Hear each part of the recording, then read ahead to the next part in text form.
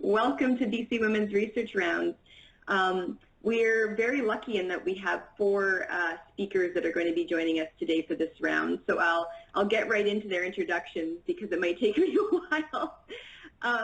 So first joining us is Dr. Gila Merlichari, and she is a postdoctoral fellow in the UBC Department of Obstetrics and Gynecology. She's also a pediatric nurse and was formerly an associate professor in the Pediatric and Neonatal Department of Tehran University of Medical Sciences. Jila completed a 2-year newborn individualized developmental care and assessment program fellowship, which is funded by UNICEF under the supervision of Dr. Heidelise Alls from Harvard University. And she's also conducted many qualitative and quantitative research studies in the area of women's health, palliative care, neonatal and pediatric nursing, and addiction. So that is Jila. And Dr. Ann Peterson is the Director of Population Health Promotion at BC Women's Hospital and Health Centre. She's currently serving as the Interim Director of Perinatal Services BC.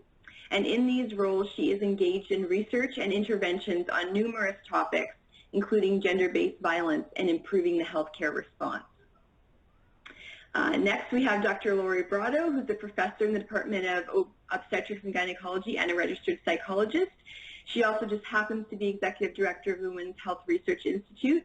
She holds the Canada Research Chair in Women's Sexual Health, and she's the Director of the UBC Sexual Health Lab, where her research primarily focuses on developing and testing psychological and mindfulness-based interventions for women with sexual desire and arousal difficulties and women with chronic genital pain.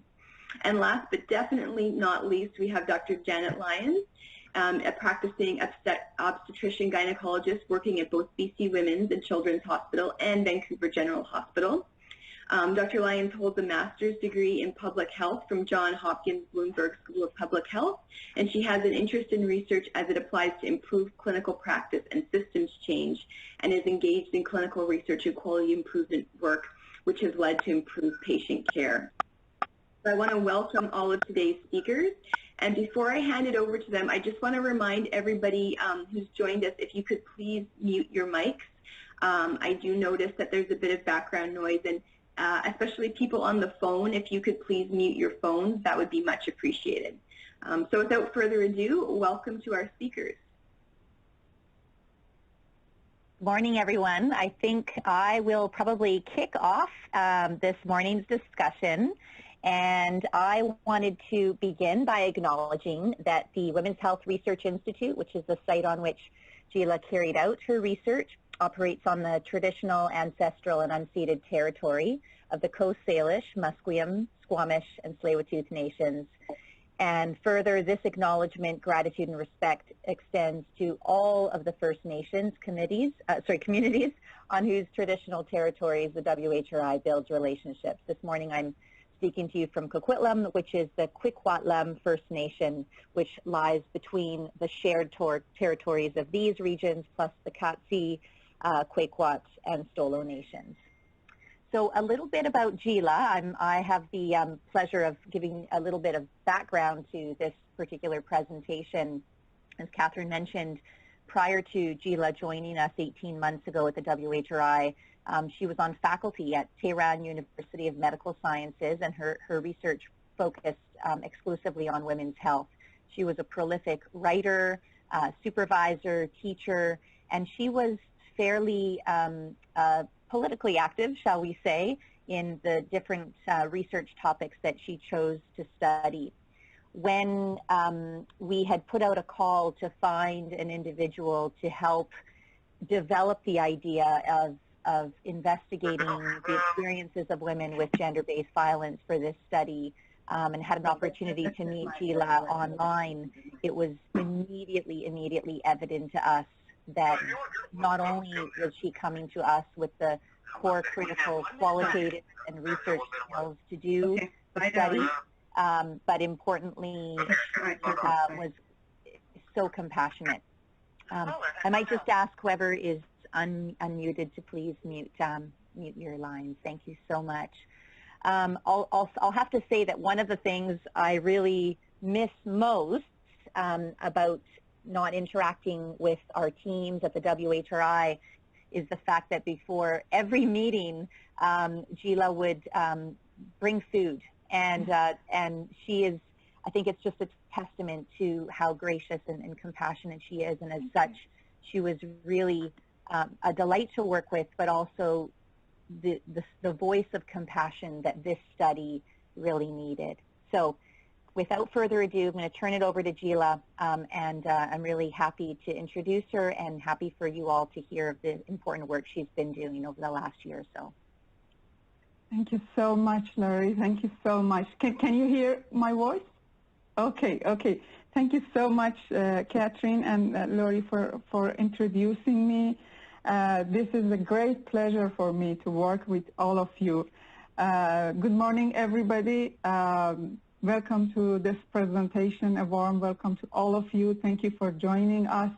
I wouldn't be able to have this presentation today without generous support of my fantastic supervisors, Dr. Laurie Brotto, Dr. Pederson, and Dr. Janet Lyons. So I would like to express my gratitude and appreciation to all of them and to my colleagues at Women's Health Research Institute,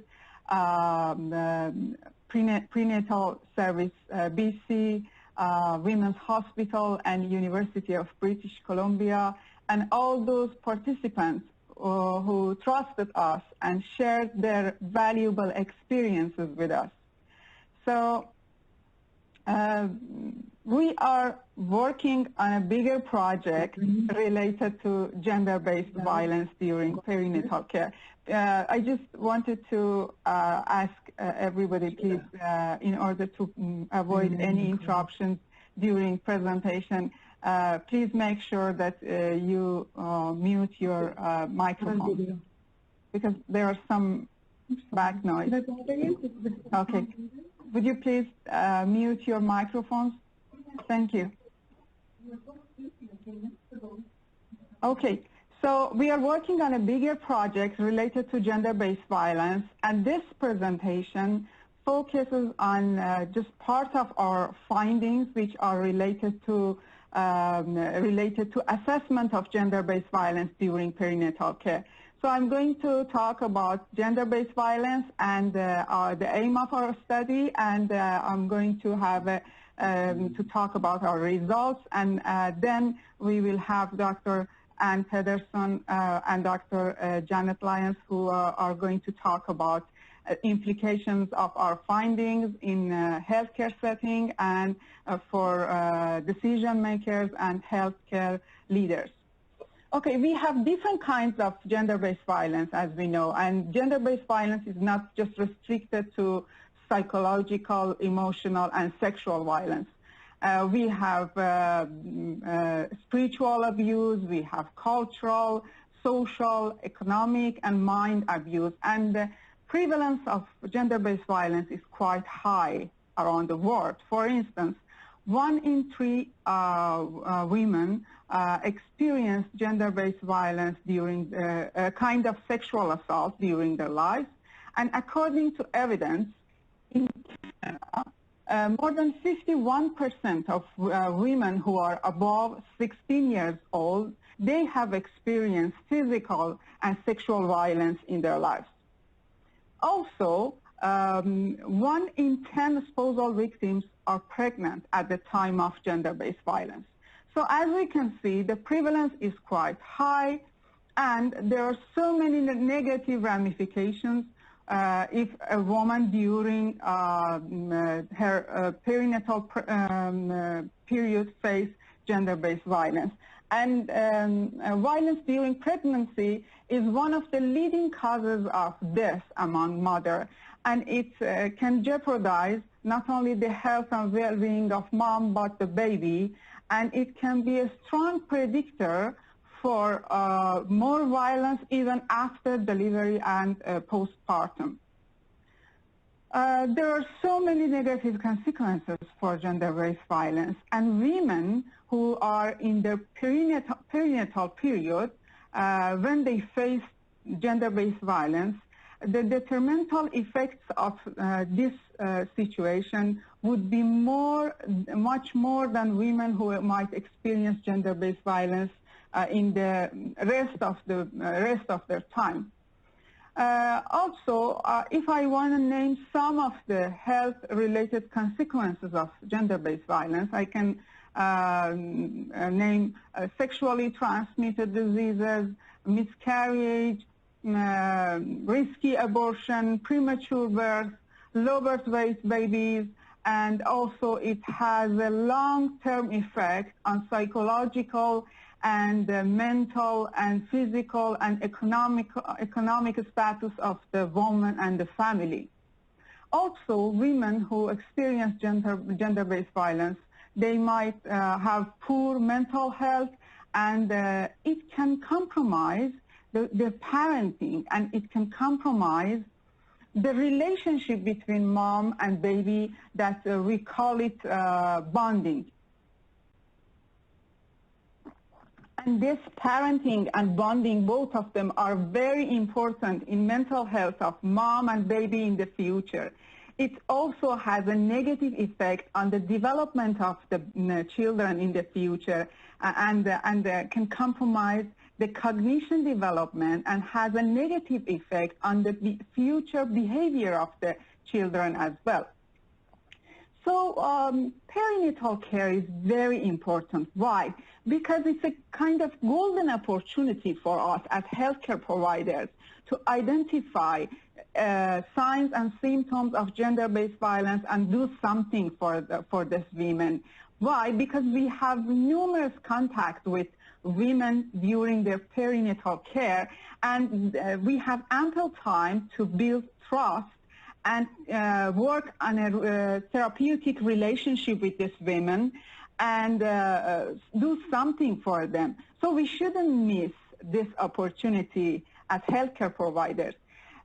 Despite we have an excellent position as healthcare providers to identify gender-based violence during this very sensitive period of time of a woman's life, many healthcare providers, they are not very interested in being involved in an investigation of gender-based violence and assessment of gender-based violence.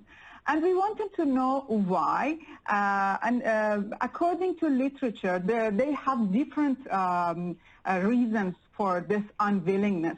For instance, some of them talk about lack of time, others talk about lack of resources, others talk about not knowing what to do in case of disclosure, and also some of the healthcare providers believe that this is not part of their job, this is not part of their role, this is not among their scope of practice. So there are different schools of thought about it, and while this is very important, while prevalence is high, in British Columbia, assessment of gender-based violence during perinatal care remains controversial.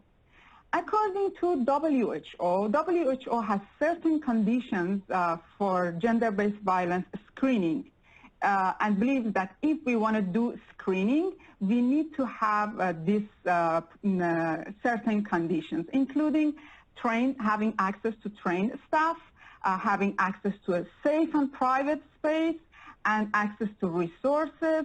Also, we need to be able to do some interventions.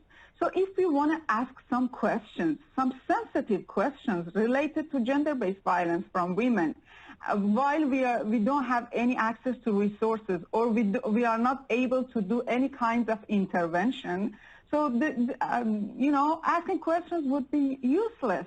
And we even may make the situation worse and re-traumatize women. So we need to have these certain conditions. But many of those studies that WHO referred to them are coming from developing countries, countries with low resources, countries who are involved in civil wars. So what about Canada? So what's our responsibilities as healthcare providers in Canada. Should we ask women? Should we include assessment of gender-based violence when we have an appointment with a woman during her perinatal care?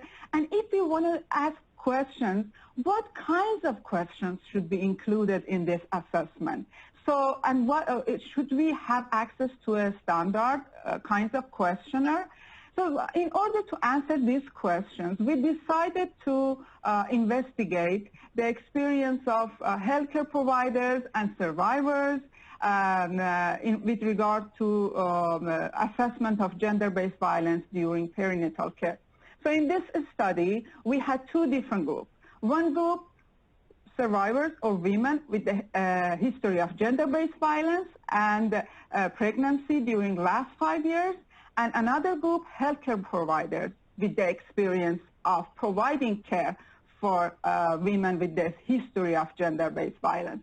We designed our poster advertising posters and used them in different places, in hospital boards, in our environment around the hospitals and streets, public places, gyms, malls, shelters, different places, in order to recruit participants.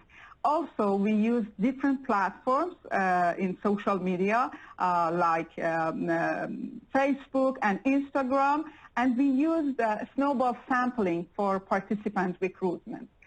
In terms of inclusion criteria, we included women between 18 to 49 years old who self-reported the history of gender-based violence during last 5 years and had pregnancy during last 5 years. Also, they should be able to talk conversational English.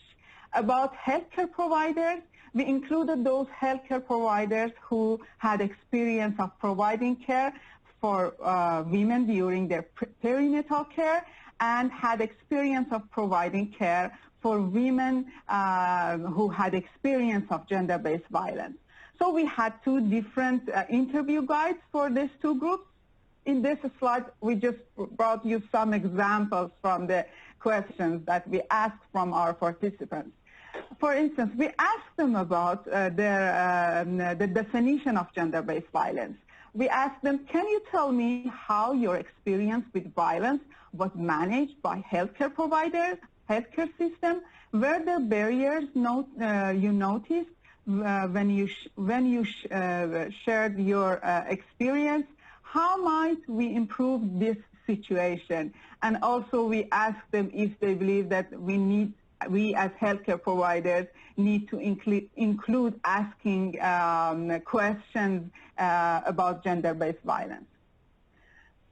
We conducted 28 interviews, semi-structured interviews with 28 participants, 12 survivors and 16 healthcare providers. We still are recruiting more participants, so if anybody knows someone who might be interested in, talking with us, please connect them to us. We used thematic analysis for our study and also did concurrent analysis. After finishing our analysis, we noticed that many of participants from both groups are sharing a number of similar perspectives. So we decided to combine those findings because it's a kind of two-way street, and if we want to have a bigger picture from what's happening in the context, it's better to look at both groups. So after data analysis, 4 main themes revealed from our data that I'm going to talk about each one of them and give you some examples from quotations of the participants. So barrier to disclosure was one of the main themes. And lack of this main theme itself had 5 sub-themes. One of them was lack of awareness. A participant told us that I just think a lot of women don't even know what abuse is. I think most women just think it is being hit or beaten. Women need to know about that, and once they know, I think they will speak up and ask. Another finding was feeling judged. Another sub-theme was feeling judged and stigmatized. Because of, another survivor told us that because a lot of couple times, what they were saying to me was judgmental.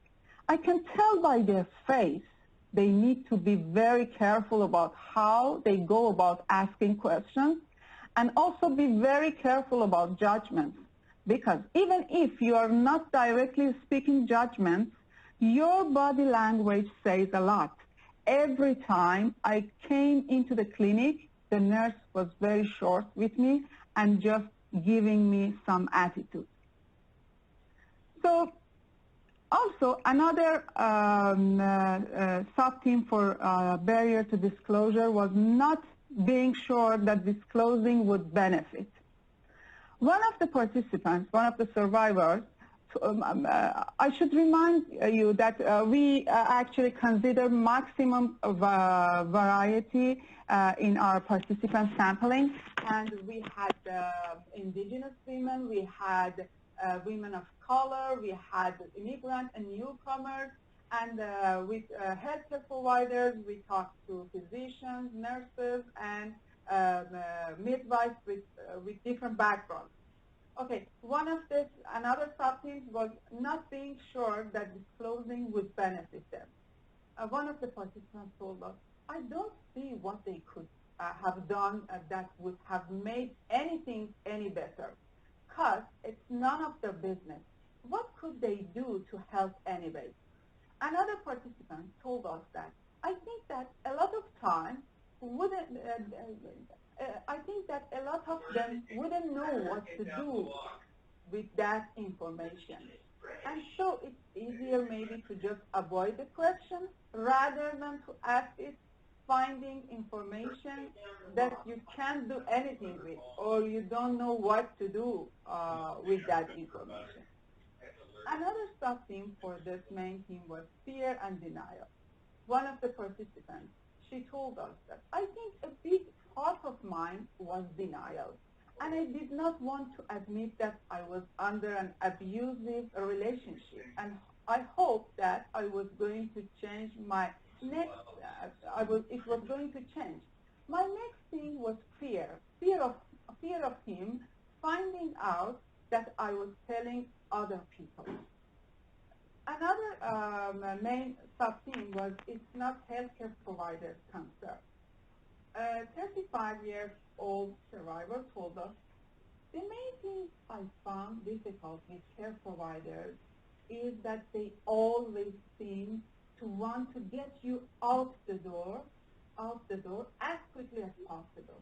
And I think that it's very difficult for anyone who is dealing with violence, because it's difficult to quickly say, oh, this is happening, please help me. So they need ample time. They need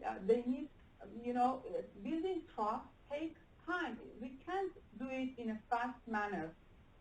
Another main or central theme was healthcare providers hesitate to open Pandora box.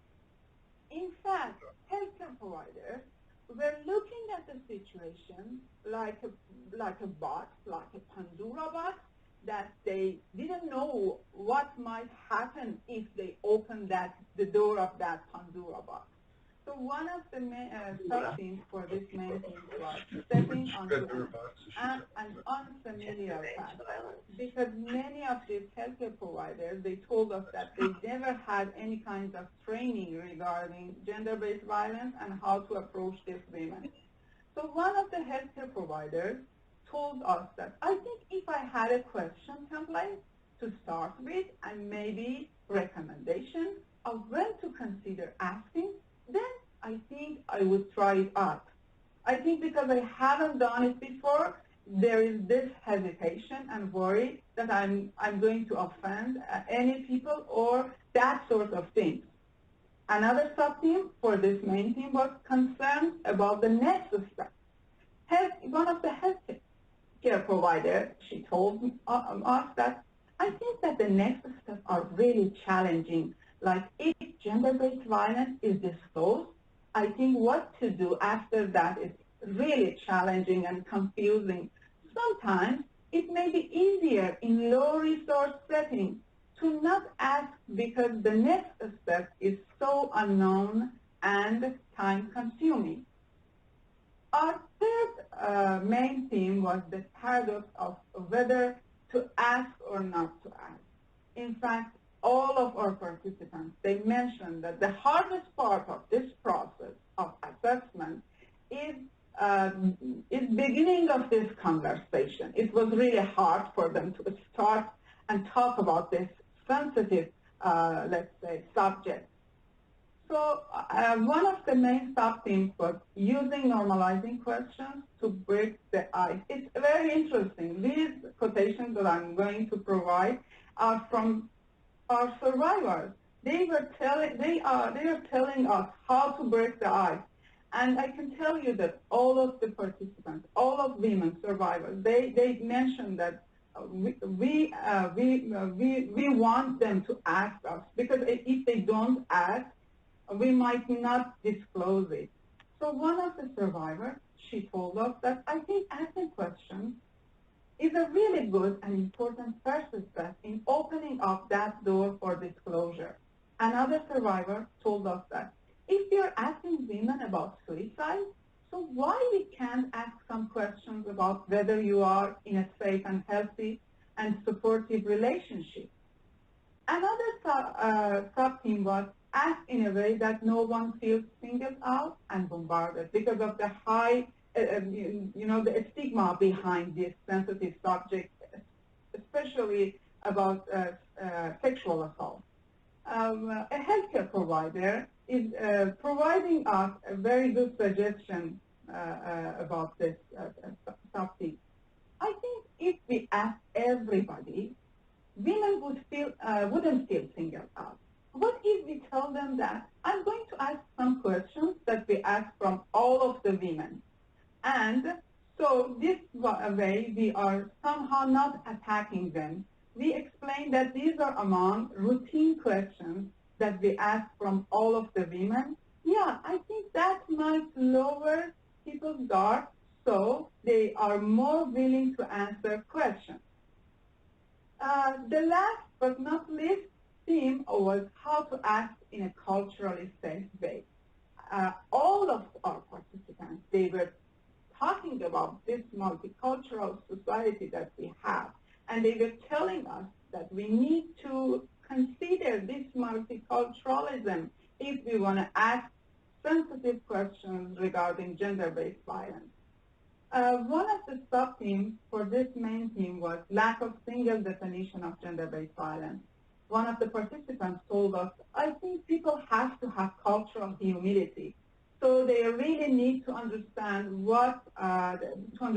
that where violence and abuse come from and what's acceptable to them may not apply to other people. Another participant told us that every individual probably describes gender-based violence differently, and their understanding might be very different. We are multicultural here in Canada. And the last sub-theme for this main theme was diverse way of asking questions regarding gender-based violence. One of the participants told us that I think open-ended questions are better. Multiple choice questions doesn't give the option to express their experiences and be more open to healthcare providers. Another participant told us that I think the idea of every healthcare provider asking the same questions, she was referring to having a standard questionnaire. I think that open-ended questions make the dialogue much easier. So actually, almost all of the participants were talking about the importance of including some open-ended questions to those questions that we ask. And they were telling us that multiple choice questionnaires are not very good for this very complex topic. And we know that majority of questionnaires that are available, there are multiple choice questionnaires. There are few questionnaires which include open-ended questions, but majority of them are multiple choice questionnaires. So this was the part that I was supposed to present. Now I'm going to ask Dr. Janet Lyons, please, to talk about the implications of our data in healthcare settings. Janet, over to you, please. Okay, how is the sound? Perfect. Thank you. Hi, thank you very much. Janet, would you please unmute yourself? I am unmuted. Can you hear? Yes, we can. We can hear you, no problem. Okay. Okay. Thank you very much. Here, Janet? Sorry, Jila? Okay. Can you hear me, Jila? That, we don't have Janet. If you have Janet's voice, please raise your hand. Oh, you have Janet's voice? I can hear. Okay, okay. Thank you. Thank you very much, Jila, for your excellent research and for the opportunity to add some clinical perspective to what you've reviewed today. I appreciate the opportunity. To summarize some of the clinically relevant points, I think this is a big issue. Up to 8% of Canadian women experience gender-based violence during their pregnancies, and this can be physical, it can be psychological. During COVID times, the last many months, we know those numbers have actually increased. The literature would suggest that these women are at increased risk for mental health concerns in the antepartum and particularly postpartum. We know that clinical outcomes are worse for this population as well. They have higher incidence of preterm birth, of intrauterine growth restriction, and of small for gestational age infants. As a group, they're much harder for providers to manage. They tend to have inconsistent prenatal care. They miss appointments. They often have poor nutritional access. They have increased risk of substance abuse, and they are a population that often have access to less resources. They tend to be more likely young, more likely of diminished socioeconomic status, and often of a minority population. Next slide, please. So this year, Perinatal Services BC has revised our provincial antenatal record. Now this is a record that all healthcare providers use when providing antenatal care to our patients in the province. So it is a standardized document. Previously, the antenatal record had a very small section. It was a little square tick box with IPV next to it, and I can tell you from many years of practice, I don't know that I have ever seen it ticked or any comment beside it. So there has been a much stronger effort with this latest version of the antenatal record. There is actually a section that says gender-based violence, as you can see, and people would be more likely to complete it because there is a yes and a no box suggesting you need to ask the question. So I think it really does encourage people to at least entertain the idea of asking these questions. And this was all meant to align with the BC Women's Health and Hospital and Healthcare Centre statement on gender-based violence. We are trying to encourage providers to recognize, to screen for, and to actually record any concerns they have or signs of any sexual violence or physical violence. So on the prenatal record, there is also a small section under gender-based violence that is a link to a resource for Ending Violence Association of BC. I did have a look at the website, and there are a lot of resources there, so for your information. Finally, I think to summarize some of Gila's work, as healthcare providers, during the perinatal period, we have a very unique opportunity. We see these patients very regularly. in a very short period of time. So we have lots of opportunity to build a trusting relationship with these patients. We often have an opportunity to witness some of the family dynamic as well, because they often will bring a partner or a child or a sister or a parent. So there is lots of opportunity. The second issue is one that Gila also pointed out. We need to think about how to engage providers in a more substantial way. We know that women are much more likely to disclose violence if they feel unjudged, if they feel safe, and if they feel their care provider is at ease and comfortable asking these questions. And in order to provide this environment, healthcare workers need to be at ease. And I think there is a real opportunity for training on this. And I think Anne is going to speak a little bit more on that. But if we can set up the right environment, I think we are more likely to have women disclose. Finally, the biggest thing that I heard in Gila's work is that healthcare providers would be willing to go there if they knew they had good resources to provide these patients. So these would be resources that are not national, they are local resources. We need resources that are timely and available. And again, this is something that I think a lot of communities may be lacking, or perhaps it's just healthcare providers are not aware of how to make these available to their patients. So that is my contribution to Gila's excellent work. It's been a pleasure to listen to this today. I would like to invite Anne Peterson from PSBC to make some comments about next steps. Thank you.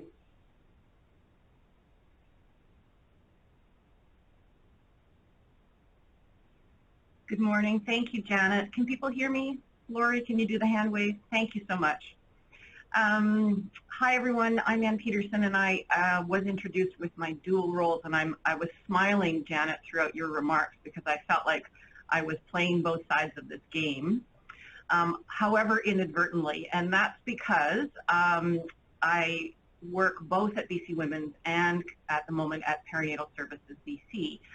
And of course, I am very proud of that new antenatal record, which I had no small part in ensuring the gender-based violence questions were there. But more significantly, Gila, could you put the next slide forward, please?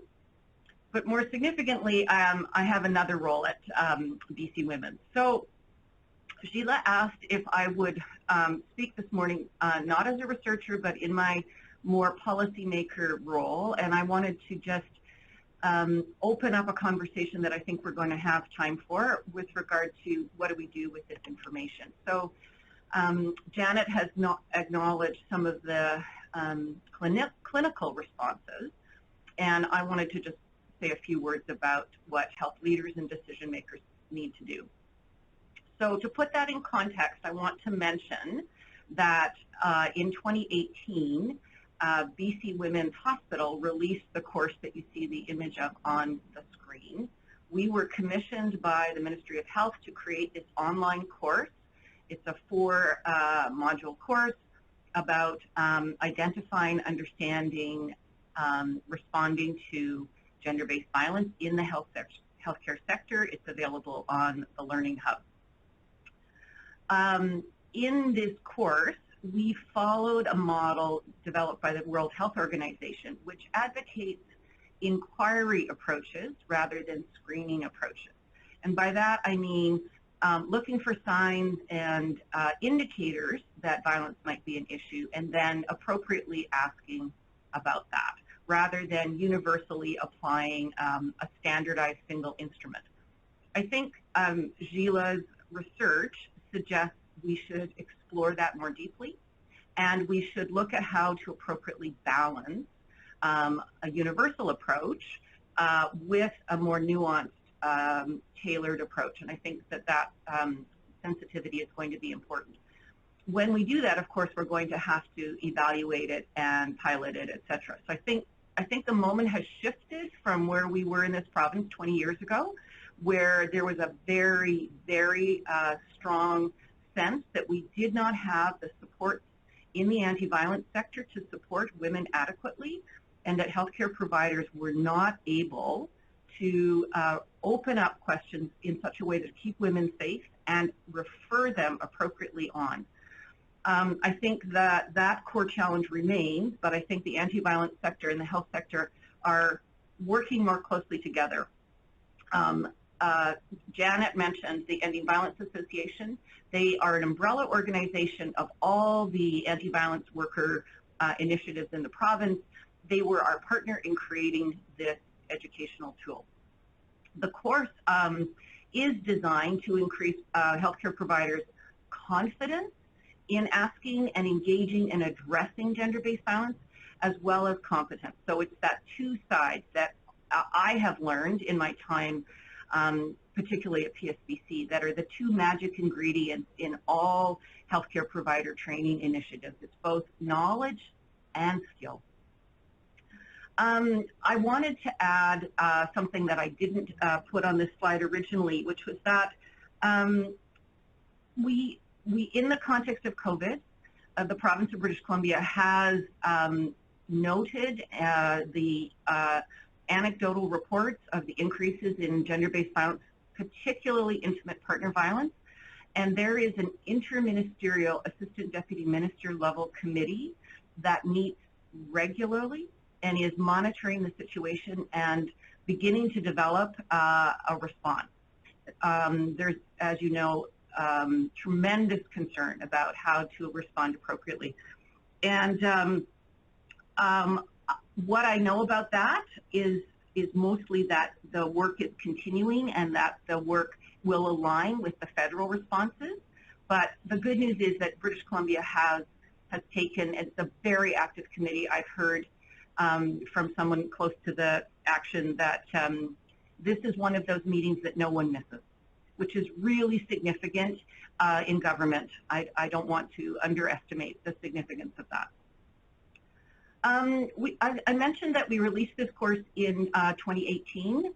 In 2019, we did an evaluation of its reach and uptake. And on the basis of that, I can confirm that many of the findings that Gila reported about healthcare providers' perceptions about gender-based violence, whether it was their role or not, discomfort in asking, and then strategies for how to take this course were confirmed.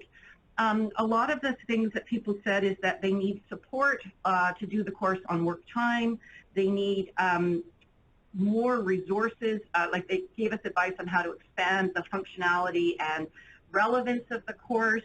And in their perfect world, it would be an in-person training rather than online, but I think many of you can recognize the constraints of that financially, but also practically at this time. The last thing I want to say is that none of this is sufficient in itself to deal with the problem we're actually talking about, because it doesn't get at root causes. And I think it would be remiss for me not to acknowledge that there are actions far beyond the individual care encounter that have to be addressed at a societal, systemic, and government level in order for us as a society to actually begin to formally reduce and prevent gender-based violence in the first place. So I want to thank you for your attention and turn this back to the team for questions and dialogue. Thank you very much.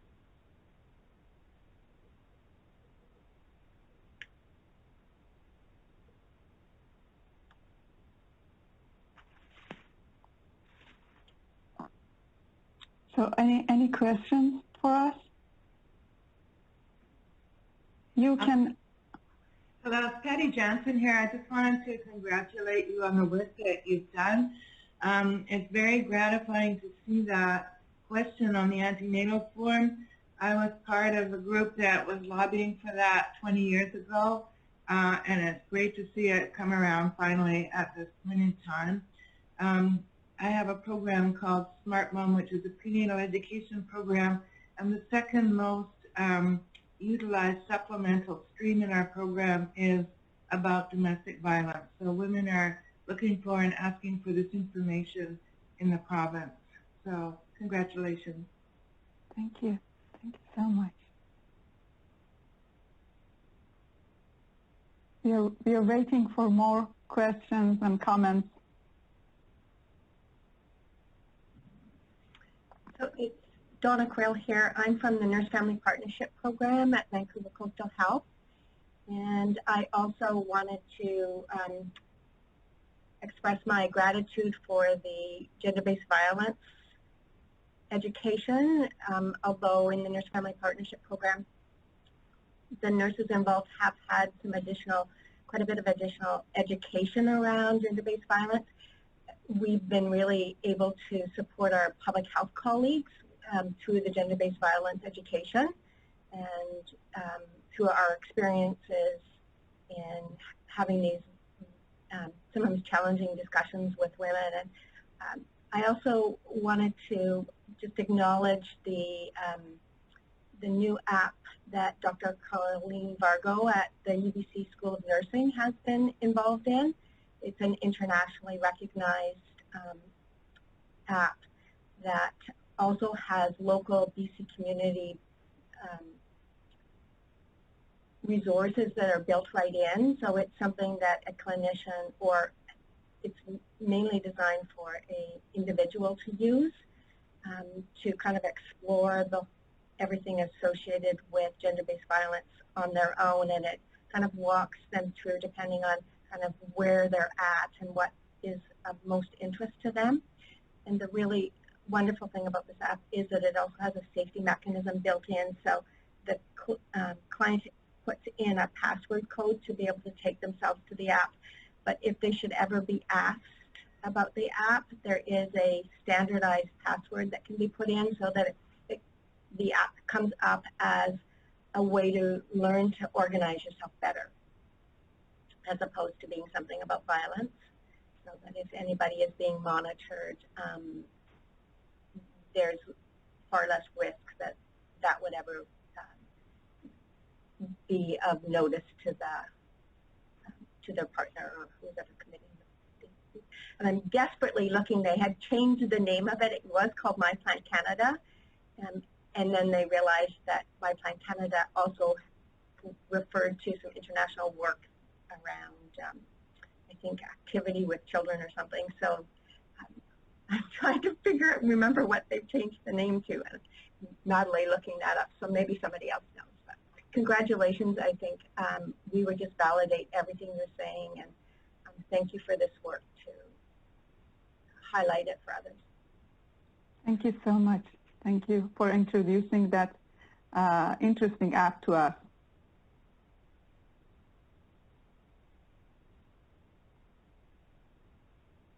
So, Janet, I wonder if you see the question in the chat from Geraldine Pryor regarding pregnancy and postpartum hormonal changes and whether they increase a woman's vulnerability, particularly emotionally, during the perinatal time. Well, I can tell you that I have not seen any research on that particular question, but we know that postpartum depression and anxiety and antepartum anxiety are definitely things that increase with the stages of pregnancy. So I would say there is a correlation, but there is no research that I'm aware of on this. And emotionality obviously lends to different responses to different situations, and I would say certainly contributes to increase in being victimized. More an opinion than a fact, but I'm happy to hear anyone. There's another question. Astrid, would you like to either speak or type your question? Thanks. Thank you, Anne, and thank you to all of the speakers. You all spoke very eloquently, and I felt as Jila was presenting the qualitative research, I was like, it just felt very validating that, like, it seems like you found and have evidence for what probably many people suspect is the case about how providers approach this question. I guess my question is really related to, like, is there a time in pregnancy when we should be asking this? Is there, and you know, one of the challenges is this is a one-off question. So if a woman says no the first time, then you don't have to ask it anymore. Or is it, you know, as long as you've asked it once, you've sort of, the idea is that you've open the door to having that conversation during their care. I was thinking a little bit about, Jan, what you were just talking about, sort of the synergistic effects of other concurrent issues that may be going on, whether it may be your immigration status here in the country, your level of financial security, any other things that may be going on that may suggest that if you see a number of these factors that maybe this is something that you keep inquiring about, or are we seeing that the incidence of violence exacerbates as you get closer into the late second, early third trimester, that maybe that's when women are more likely to report it? So I guess most of my questions are just around the timing of when to initiate that conversation. I'm happy to start to answer that one. So Astrid, that is an excellent question, and I think it actually gets to the core of the point that providers need training in how to ask this, because I don't think it's a timing issue, I think it's a layering issue. So it is, trying to sort of work your way up to a trusting relationship with anyone. I mean, some of these women, you might not guess that there's an issue. So the more you establish a layering of trust, and I suspect there is a way to ask questions over a series of visits that would enable a woman to eventually disclose if she felt she wanted to. And I think that, that's where I was going with this need for training and making physicians feel at ease and comfortable. But I don't believe there is a perfect time in the pregnancy. I do believe it's a layering of asking a little something each time, getting to know the patient a little more each time, and perhaps being able to recognize some of the softer signs that you need to go deeper. So training, I think, is the answer. Okay, can I add something? Thank you so much for this question. Actually, I asked this question from healthcare providers, and many of them mentioned that maybe the first appointment is not the best time for talking about gender-based violence, because we need to build trust and it takes time.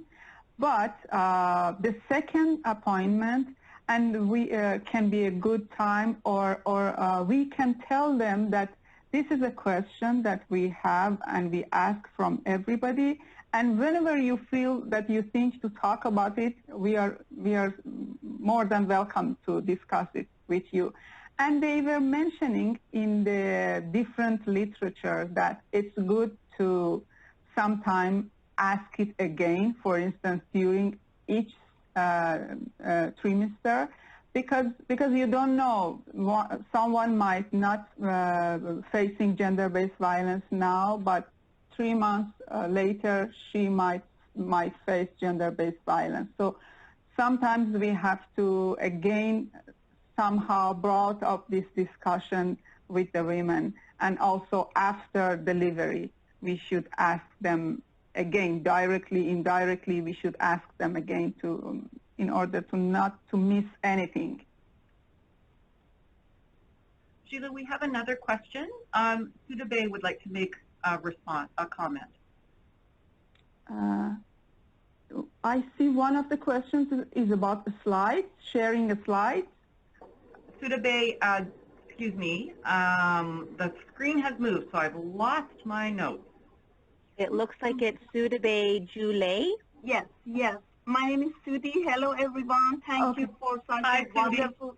Hi, do you hear me? Yes, we hear you.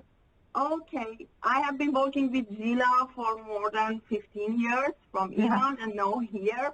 I work at BC Women's Health, and also I'm affiliated to UBC Department of Pediatrics. I want to congratulate your team, Gila, you and your wonderful team, for such an amazing research work, and particularly the part that the women, the survivors, lead us, lead the researchers, lead the healthcare providers regarding, how to ask questions, how to break the ice, and this is something that research really needs that people who are involved tell us how to ask them questions, how to create such a safe space that they can talk about their violence issue.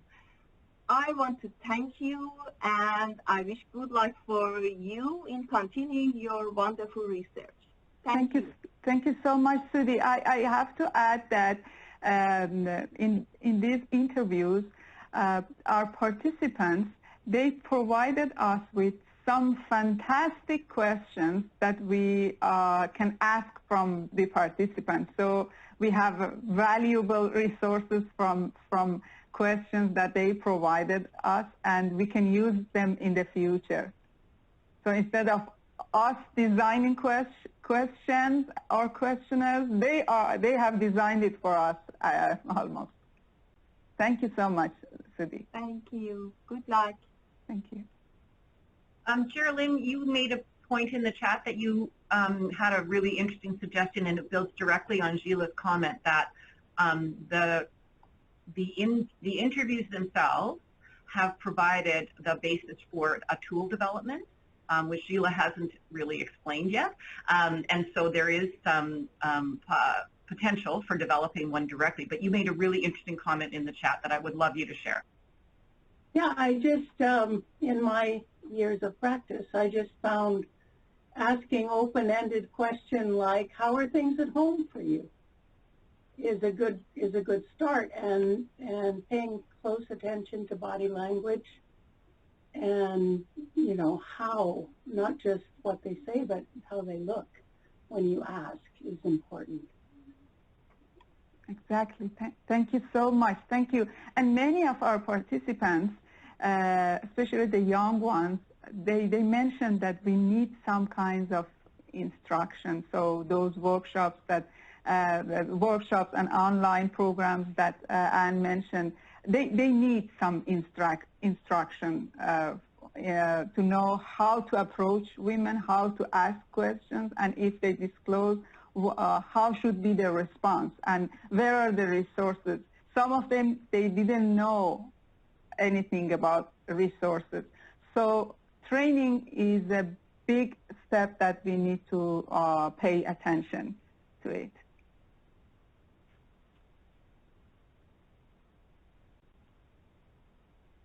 Gila, there's a wonderful transcript of all the comments in the chat function that I think would be great if you could get access to. So we'll just make sure, Marcia, if you can download all these questions and great comments, okay. that would be great. Gila, I have a methodological question for you, wearing my research hat, and I was wondering if you could just say anything about how the ongoing interviews continue to shape the questions and your analysis. And it's quite a different way of doing analysis than, say, quantitative folks would do, where you collect all the data and you analyze all at once. And so just wondering if you could make a comment about that. Sure.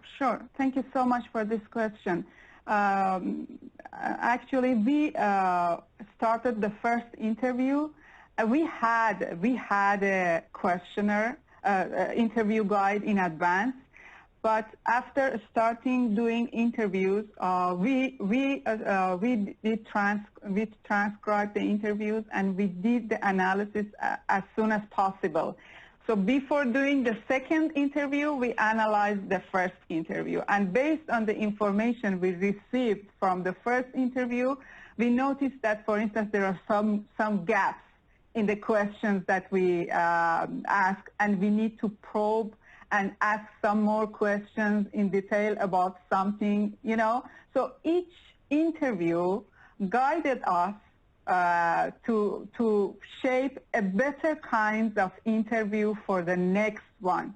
So yeah, this is an excellent way of conducting qualitative research, to do concurrent analysis and learn from your own experience, reflect on the previous interview, and then do the next one and correct the mistakes that you have made, and all those problems and all those questions that raised after this interview can be solved in the next interview.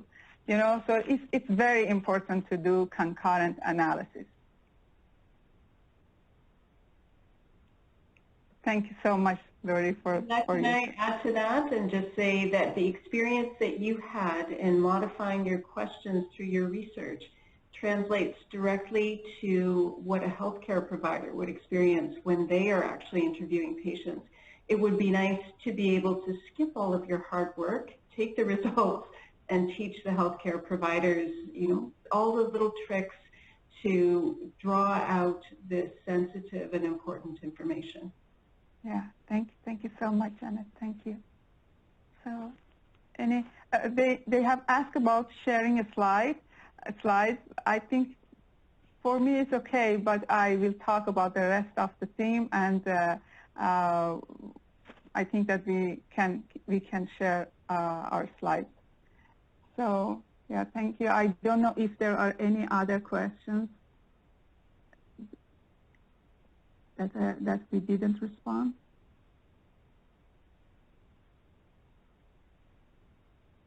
So okay. Thank you. So I think we're at time, but I just want to thank all of our 4 speakers today for a really super informative and thought-provoking talk. That was amazing. So on behalf of everybody who hasn't left yet, I just want to make sure I thank everybody